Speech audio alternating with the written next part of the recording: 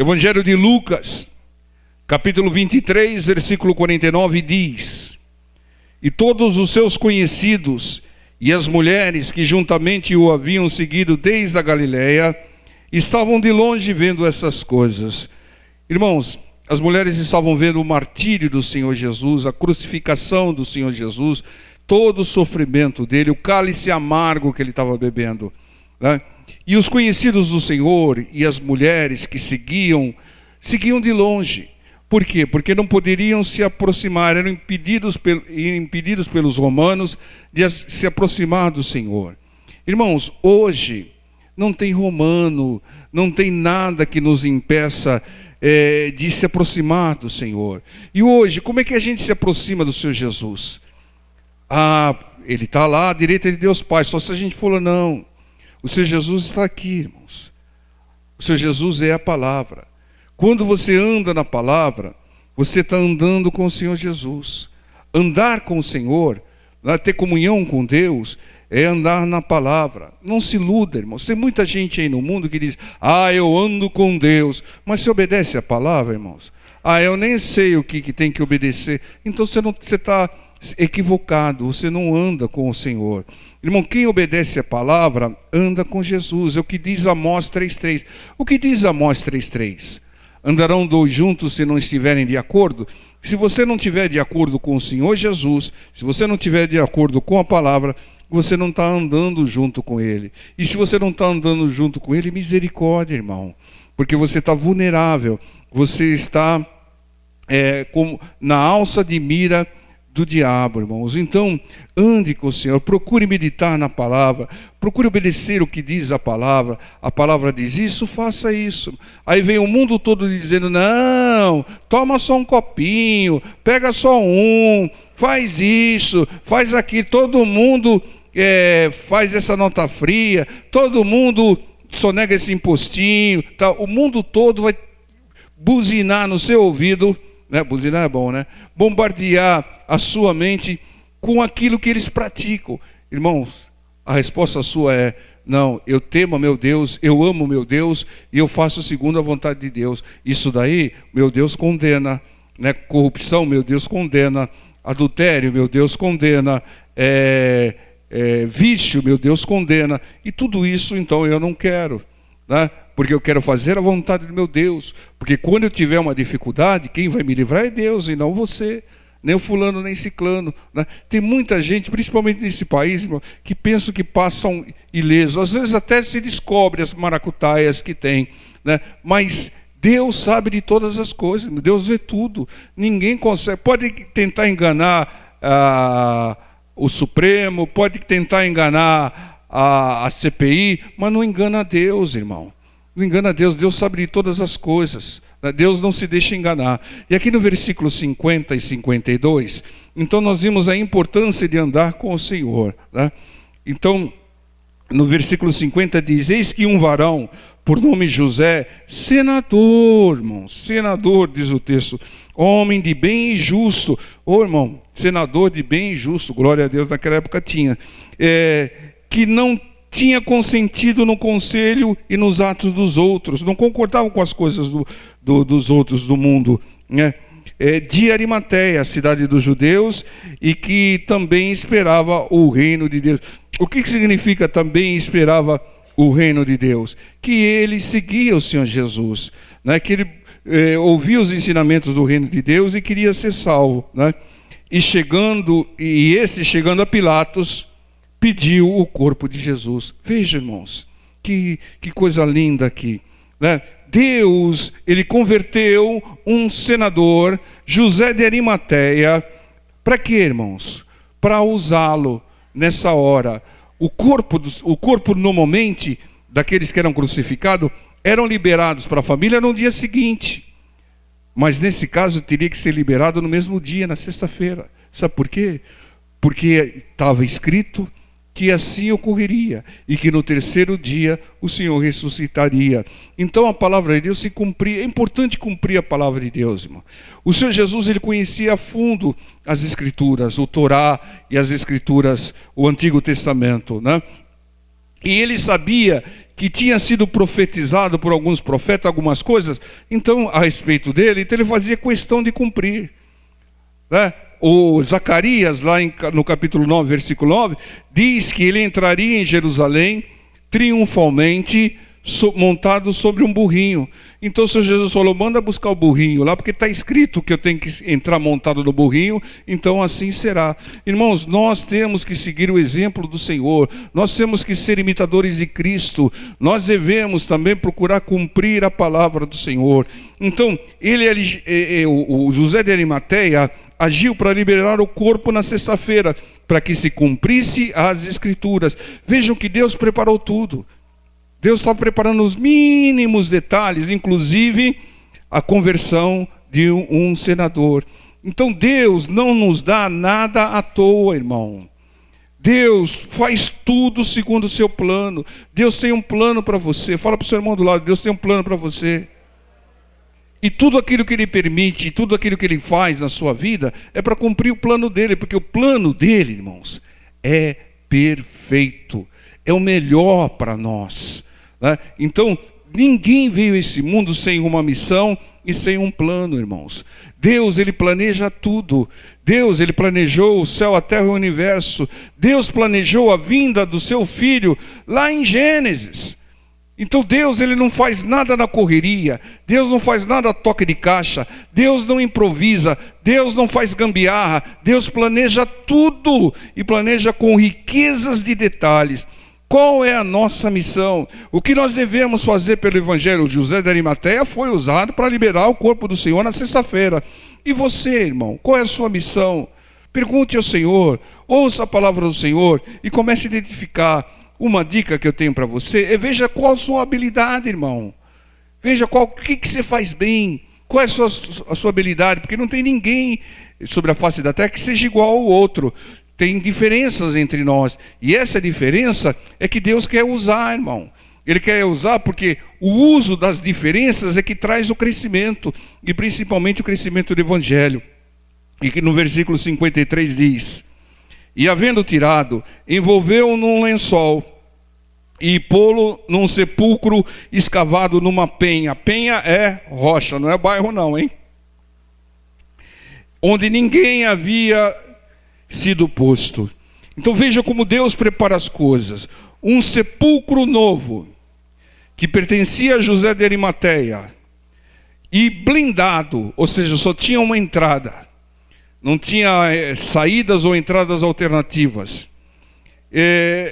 Tudo preparado por Deus. Para quê, irmãos? Para que incrédulos, até hoje, que existem esses incrédulos, não dissessem que havia outro corpo. Imagina se ele fosse colocado no sepulcro comum. Iam dizer, não, tem uma ossada lá, deve ser dele. Não, irmãos. O sepulcro era novo, ninguém usou. O Senhor Jesus inaugurou aquele sepulcro lá. Para quê, irmãos? Para que eles testemunhassem a ressurreição, irmãos. E não viessem com desculpa, não, tinha uma saída lateral, ele saiu por lá. Tinha ossos lá, deve ser ele, secou instantaneamente. Não, irmãos, então vocês vejam que era um sepulcro novo e fechado, só tinha uma entrada. Entende? Deus prepara tudo. Por que Deus prepara? Deus preparou até aquele sepulcro. Para quê, irmão? Para cumprir o seu plano, cumprir as suas promessas. Fala para o seu irmão do lado aí, o seu milagre já está preparado por Deus. Porque Deus prepara tudo, irmão. Olha, eu vou dizer uma coisa para vocês, ninguém atira o sapato em mim como fizeram com o Bush. Antes de você pedir, Deus já preparou a resposta, Deus já preparou a bênção. Ele só estava aguardando o seu pedido, o seu clamor. Foi o caso do Ezequias. O Ezequias recebeu uma sentença de morte. E o que ele fez? Ele se humilhou, orou, colocou o rosto na parede, chorou, se quebrantou. Deus falou, atingi meu propósito. Volta lá, dá mais 15 anos para ele. Eu tomo posse de mais 15 anos em nome de Jesus. Amém? O versículo 54 diz assim: e era o dia da preparação. O que é o dia da preparação? É o dia que antecede a guarda dos judeus, né? Onde eles preparam as coisas. e amanhecia o sábado. E no versículo 55 diz: e as mulheres, fala para o seu irmão do lado aí, as mulheres, sempre as mulheres, que tinham vindo com ele da Galiléia, seguiram também e viram o sepulcro, e como foi posto o seu corpo. E voltando elas, prepararam especiarias, ungüentos, e no sábado repousaram conforme o mandamento. Ou seja, os judeus repousaram no sábado lá. Mas entendam, as mulheres foram escolhidas por Deus. Deus prepara tudo, irmãos. Foram escolhidas por Deus para quê, irmãos? Né? Para que elas fossem testemunhas do sepultamento do Senhor Jesus. Elas foram testemunhas do sepultamento do Senhor. Então, Deus preparou as mulheres para que elas vissem o corpo sendo colocado no sepulcro. E para que depois elas vissem que o sepulcro não tinha mais ninguém, que ele tinha ressuscitado. Então Deus preparou testemunhos fiéis, testemunho das mulheres, né, para testemunhar. Deus prepara tudo, irmão. Atente para aquilo que Deus está te mostrando, irmão. Às vezes Deus está te mostrando algo que você não enxerga, irmão. Muitas vezes você perde as oportunidades que Deus tem te dado porque você não enxerga. Mas quando você cresce em espírito, e crescer em espírito, como é que uma criança cresce? Alimentando, não é isso? Comendo do bom e do melhor, né? Aquela comida balanceada. Você vai crescer espiritualmente quando você também comer a palavra de Deus, ouvir cada vez mais, se abastecer dela, ser suprido pela palavra de Deus. Aí você cresce em espírito, aí você começa a enxergar coisas que os outros não enxergam. Você começa a enxergar oportunidades que os outros não enxergam. Você começa a enxergar as armadilhas do inimigo que os outros não enxergam. Por quê? Porque você foi mais iluminado pelo crescimento espiritual. Nas trevas, quando você estava no mundo, nas trevas você não via nada. Nas trevas ninguém vê nada. Mas quando você veio para Jesus, Jesus é a luz do mundo. Você começou a ser iluminado, e com a iluminação do Senhor, você começou a ver cada vez mais e melhor. Versículo, Lucas capítulo 24, versículo 1. E no primeiro dia da semana, muito de madrugada, foram elas ao sepulcro, está vendo, irmãos? Levando as especiarias que tinham preparado, e acharam a pedra revolvida do sepulcro. Irmãos, elas estavam cumprindo um ritual, as mulheres. Elas iriam ungir o corpo do Senhor. Mal sabiam que o corpo do Senhor já tinha sido ungido por um bálsamo de nardo puro por uma pecadora. E o Senhor falou: essa me ungiu, me preparando para o dia. Então nesse dia aqui não haveria outra unção. Aquela pecadora já tinha ungido o Senhor. Então entenda, irmãos, elas estavam cumprindo um ritual e acharam a pedra removida. A pedra era uma pedra enorme e guardada por soldados romanos. Ninguém, nenhum homem podia tirar aquela pedra. E a pergunta é que fica: quem tirou a pedra? Foi Deus, irmãos. Foi Deus que tirou aquela pedra, através dos seus anjos. Irmãos, nós vimos na ressurreição do Lázaro, que a primeira ordem do Senhor Jesus para ressuscitar o Lázaro foi: tirai a pedra. Essa pedra vocês têm que tirar. Mas a pedra do túmulo do Senhor Jesus, homem algum podia tirar. Então Deus tirou. Entenda, irmãos, a pedra que você pode tirar, Deus não vai tirar, irmão. Ele já te deu recursos para que você a tire. Mas a pedra que você não pode tirar, Ele vai tirar, Ele vai remover. Então não adianta clamar: Senhor, tira a pedra do túmulo do Lázaro, Senhor. Oh, Senhor, nós clamamos a Ti para que o Senhor tire a pedra. Não. O Senhor já tinha ordenado que vocês tirassem a pedra, tirai a pedra. Agora, no túmulo do Senhor Jesus, ninguém podia tirar. Então Deus tirou, irmãos. Há portas que você não pode abrir, Deus abre. Foi o caso quando o Pedro estava preso E a igreja fazia oração incessante por ele. E aí ele passou por várias portas, abrindo-as. Teve uma porta que Deus abriu, porque ele não conseguiria abrir. Então o que você não pode fazer, Deus fará. Fará se você crer nele, se você clamar pelo poder dele. Tá? Entenda, irmãos, Deus nos deu recurso, às vezes, para resolver certas situações. Deus capacitou o homem, Deus facilitou o desenvolvimento da tecnologia para que nós desfrutemos. Às vezes a pessoa está lá com um pacotinho de Doril no bolso e falando: Senhor, cura minha dor de cabeça, Senhor, cura minha dor de cabeça, Senhor. Se ela ouvisse a voz de Deus, falar: eu já dei recursos para você curar. Tome o remédio. Aí o remédio não faz efeito. Senhor, remédio algum faz efeito. Então Deus age.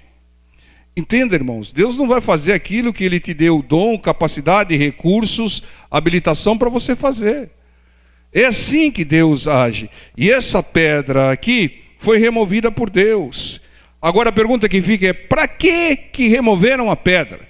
O Senhor Jesus não podia ter saído, né, sem arrebatado e aparecido em outro lugar? Para que foi tirada a pedra?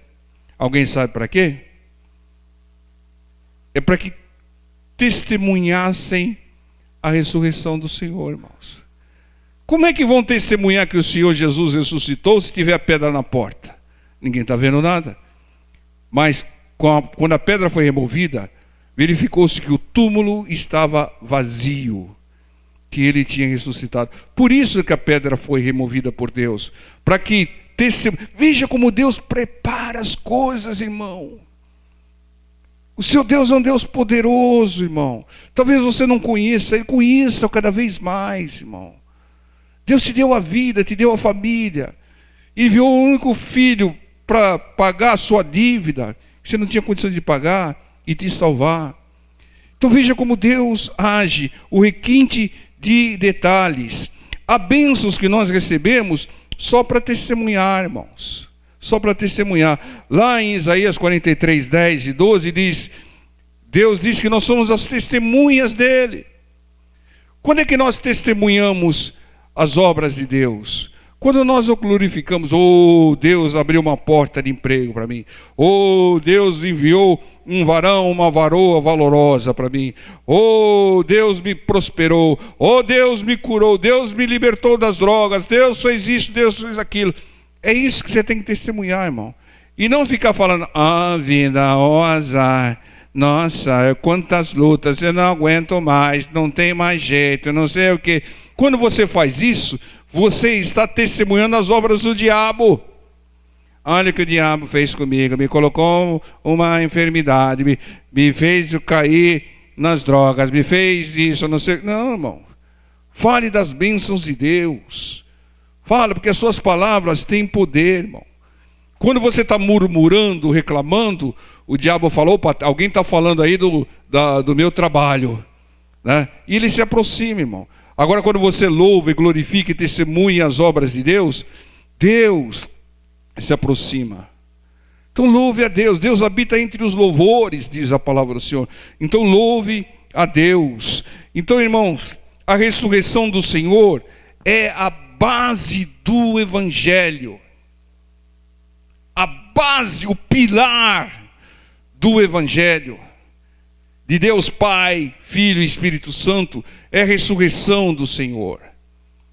A ressurreição do Senhor é de suma importância, porque tem outros deuses por aí afora, com D minúsculo, que estão mortos, não ressuscitaram.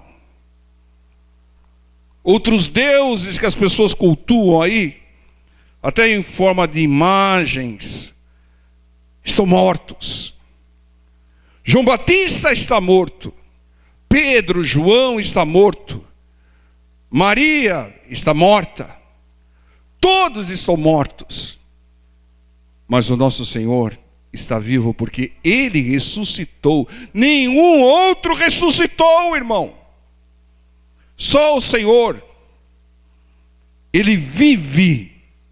Ele está vivo, porque ressuscitou. Então Deus preparou tudo para que aquele testemunho fosse eterno, que durasse por toda a eternidade. E no versículo 3 e 4 diz: entrando, não acharam o corpo do Senhor Jesus.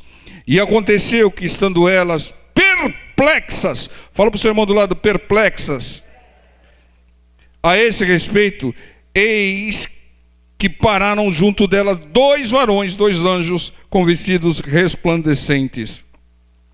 Irmãos, ficaram perplexas por não acharem o corpo. Era motivo para ficar perplexa, irmão? Oh, que obra fantástica, a ressurreição do Senhor, não tem mais corpo ali, Ele ressuscitou, glória a Deus.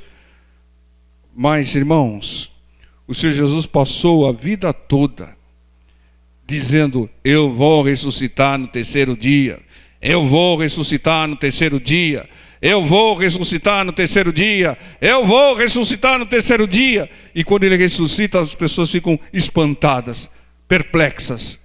Sabe por quê? Por 3 motivos. Primeiro, porque não conhece a promessa do Senhor, não conhece as promessas de Deus, e quando acontece a pessoa fica perplexa. Segundo, porque não creem nas promessas. Ele falou que ia ressuscitar, mas nós não cremos, e quando Ele ressuscitou eu fico perplexo, né? E terceiro, porque se esquecem da promessa de Deus no momento da aflição. No momento da luta, irmão, não se esqueça das promessas de Deus. Não se esqueça. É porque nesse momento mais você vai precisar delas e do poder de Deus. Entenda, irmãos? Vem a luta, a pessoa sai desesperada, agindo de qualquer jeito, de toda direção, murmura, então não sei o que lá. Ai que luta, meu filho está fazendo isso, minha filha está fazendo aquilo, ai que luta, eu estou com um problema aqui, o médico disse que não tem remédio, ai que luta. É nessa hora que você tem que lembrar das promessas de Deus. É nessa hora que você tem que lembrar do poder de Deus, irmão. E não ficar desesperado. Se você ficar desesperado, aflito, atirando para tudo quanto é lado, sabe o que vai acontecer? Você vai piorar a situação, você vai agravar a situação, irmão. É nessa hora que você prova que crê em Deus. Eu estou numa luta tremenda, mas o meu Deus é maior do que essa luta. Meu Deus é poderoso. Eu sei que o meu Redentor vive. Como disse Jó. Perdeu tudo e continuava crendo e esperando em Deus. Então conheça a Deus, creia em Deus, guarde as promessas de Deus, para você não se desesperar, porque desespero só traz mais desgraça. Satanás quer que você fique desorientado, em parafuso, aturdido, desesperado, para você fazer besteira, né? Como eu fiz no passado. No passado, irmãos, que eu não tinha Jesus, misericórdia, eu agi desse jeito, irmãos. Eu tive uma notícia ruim, né, péssima, que a minha esposa estava com câncer e que tinha poucos dias de vida. Sabe o que eu fiz, irmão? Não conhecia Jesus, não conhecia a palavra. Fui para o bar beber, irmão. O diabo dando risada. Tomara que ele se vicie. Tomara que ele se acabe com o fígado dele, né? O que aconteceu, irmãos? Nós nos convertemos e aquele diagnóstico que ela ia viver 3 meses, já passa de 20 anos, irmão, já está viva. Maior é o poder de Deus, irmão. Maior é o poder de Deus. Lembra que Jezabel falou: no dia seguinte você vai morrer, Elias. Morreu Elias? Morreu nada, irmão. Foi ali. Aliás, Deus fez questão de arrebatar Elias para que ele não morresse. Veja como Deus é extraordinário. No versículo 5 diz: estando elas muito atemorizadas e abaixando o rosto para o chão, eles lhes disseram: por que buscai o vivente entre mortos? Boa pergunta. Estavam procurando Jesus no sepulcro, e os anjos falaram: por que você está procurando aquele que vive no lugar dos mortos? Irmãos, hoje, infelizmente, tem pessoas que procuram Jesus no lugar errado, irmão. Misericórdia. Procuram Jesus na cruz. Ele não está na cruz, ele ressuscitou. Procuram Jesus em imagem. Ele não está em imagem, ele está vivo. Procuram Jesus nos lugares onde ele não está. onde são espíritos enganadores. O Jesus verdadeiro, ele está vivo. E sabe onde que ele está? Aonde a sua palavra é pregada. Sabe onde ele está? No meio da igreja. Sabe onde ele está? Entre os louvores. Sabe onde ele está? Onde estiverem 2 ou 3 reunidos no seu nome. É o que diz a palavra. Versículos 6 e 8 diz: não está aqui, mas ressuscitou. Lembrai-vos como vos falou, estando ainda na Galileia, e dizendo, convém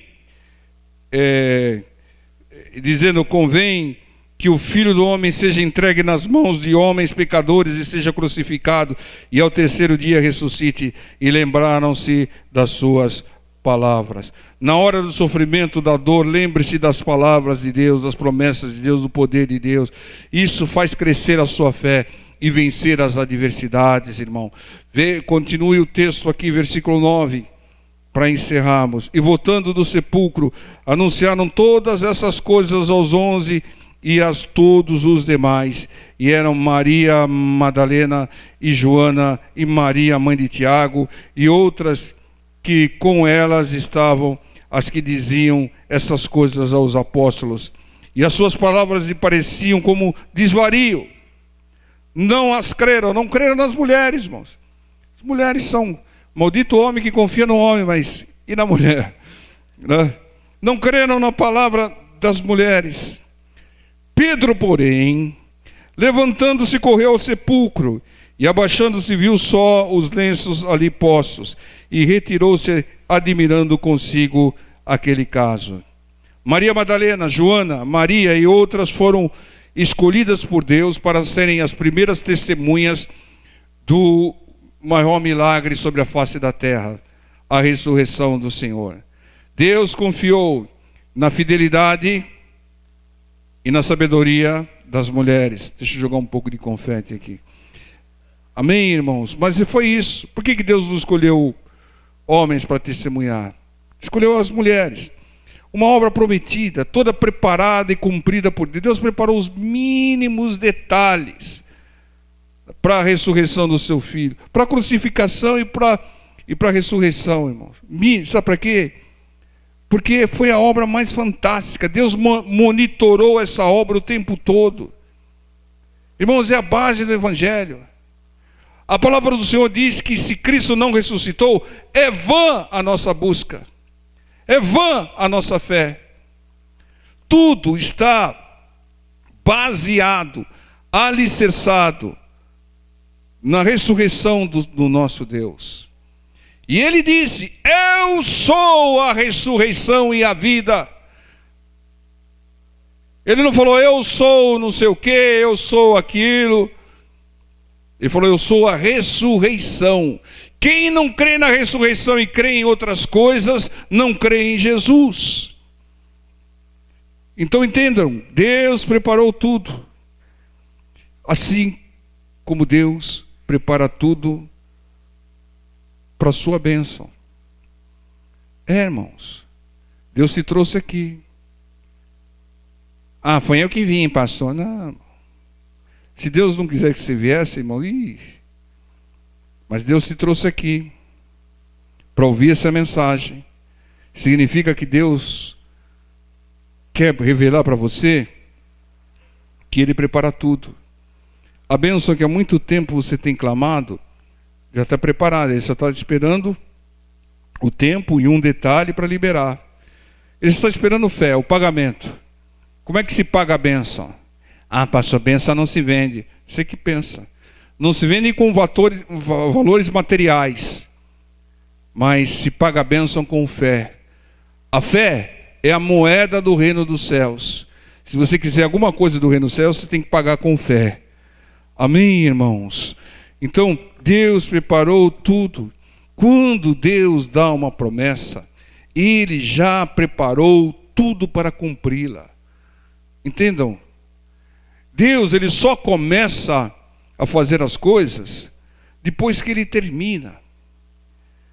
Depois que ele vê tudo, como é que vai dar o final. Porque Ele sabe de todas as coisas. Então creia na palavra do Senhor. Creia nas promessas do Senhor. Deus preparou a ressurreição do seu filho. Sabe para quê, irmãos? Só para se exibir? Não, meu filho foi o único que ressuscitou. Não, irmãos. Sabe para que Deus preparou a ressurreição do Senhor? Para nos salvar, para nos dar a vida eterna, por amor por nós. O Senhor Jesus até falou: Pai, afasta de mim esse cálice amargo, Pai, mas que não seja feita a minha vontade, a sua vontade. Deus afastou o cálice amargo? Não, o Senhor Jesus sofreu, sofreu e sofreu. Para quê? Por você, irmão. Para te salvar. Você que nem sabe o que é salvação, nem valoriza a salvação, nem contabiliza a salvação, só quer casa, barco, carro, namorado, namorada, cura, libertação. Mas Deus só pensa na sua salvação, porque Ele quer passar a eternidade toda do seu lado, irmão. Ele te ama tanto que Ele quer que você passe a eternidade ao lado dEle. Então Deus prepara tudo, tudo, não para nos dar isso, aquilo, aquilo, outro, aquilo, não, para nos salvar. Para nos salvar, irmãos. Você que está procurando bênçãos aí, Ele vai te dar, mas procure primeiro, clame primeiro, buscai primeiro o reino dos céus, a vida eterna, e as demais coisas serão acrescentadas. Então creia e alice a Deus. Senhor meu Deus, o que eu tenho que fazer? Espírito Santo, o que eu tenho que fazer? E Deus vai te revelando na palavra o que você deve fazer. Primeira coisa é não cometer pecado. Segunda coisa é, se cometê-lo, arrependa-se imediatamente e peça perdão. E vai por aí afora. Então Deus preparou tudo para a ressurreição do seu Filho. E Deus preparou tudo para nos salvar.